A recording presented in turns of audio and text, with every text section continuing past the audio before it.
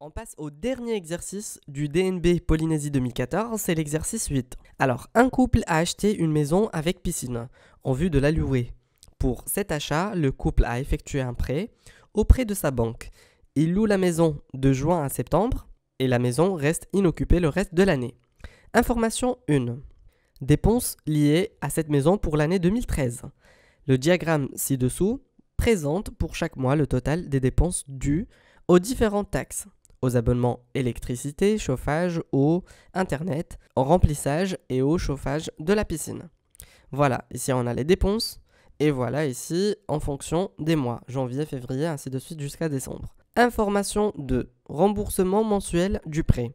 Chaque mois, le couple doit verser 700 € à sa banque pour rembourser le prêt. Information 3. Tarif de location de la maison. Les locations se font du samedi au samedi. Le couple loue sa maison du samedi 7 juin au samedi 27 septembre 2014. Les tarifs pour la location de cette maison sont les suivants. Voilà, début, fin, nombre de semaines, prix de location. Alors voilà le début 7-6-2014 jusqu'à 5 juillet 2014.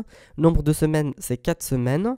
Le prix de location par semaine, c'est 750 € par semaine. Très bien, ici en 7 semaines, on n'a pas le prix. Et voilà 5 semaines, c'est 750 € par semaine. Pour l'année 2014, avec l'augmentation des différents tarifs et taxes, le couple prévoit que le montant des dépenses liées à la maison sera 6% plus élevé que celui pour 2013. Alors expliquez pourquoi le total des dépenses liées à la maison s'élèvera à 4 505 € en 2014. Alors attention, ici la première chose, c'est que on a les dépenses en 2013. Voilà, les dépenses en euros en 2013.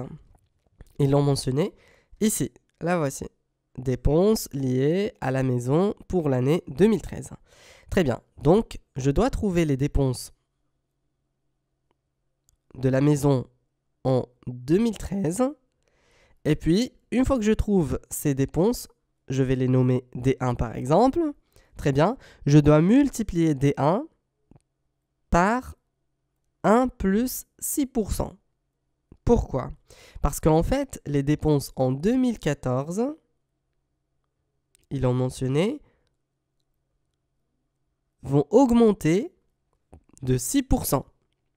Alors, les voici. Alors, prévoit que le montant des dépenses liées à la maison sera 6% plus élevé que celui pour 2013. C'est-à-dire, pour l'année 2014, les dépenses seront plus élevées de 6%.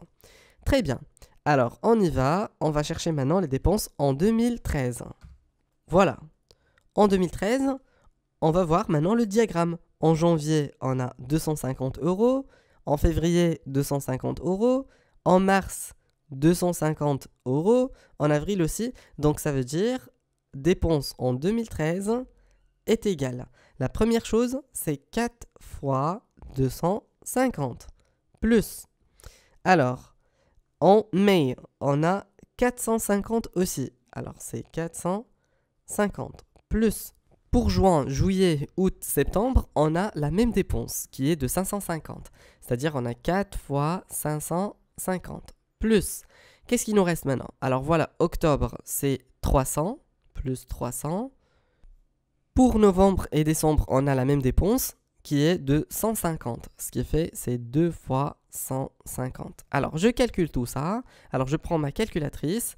Alors, c'est déjà calculé. 4 fois 250 plus 450 plus 4 fois 550 plus 300 plus 2 fois 150. Ça fait 4250.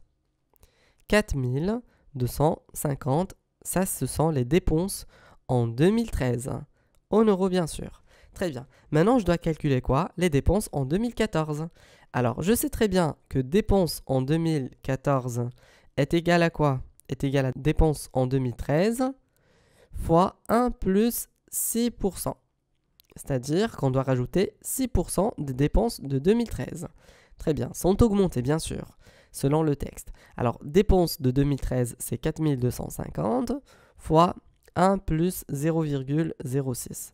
Donc, ça fait 4250 fois 1,06.